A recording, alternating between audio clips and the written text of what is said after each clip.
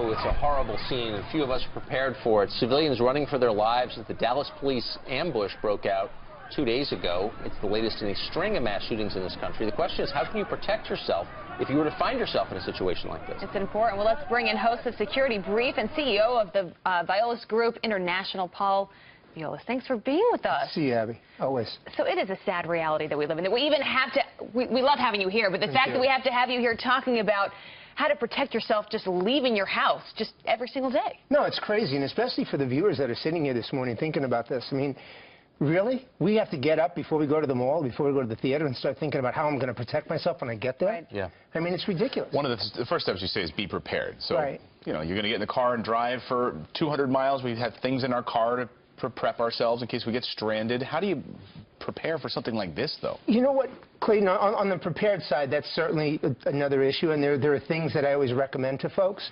But for something like this, I think the best thing to do is to really keep it simple so that everybody listening gets it.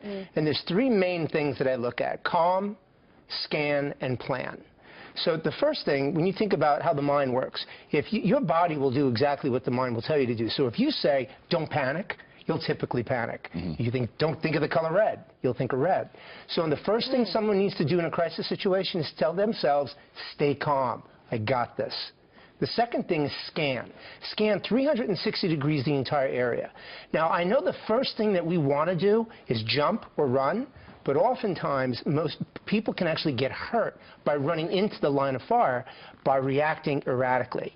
Scan 360 degrees. Look around you. Take your headsets off. I know that's Right. Take your headsets so we can actually hear what's going on. Smell. If you're smelling gunpowder, you're close. And hear.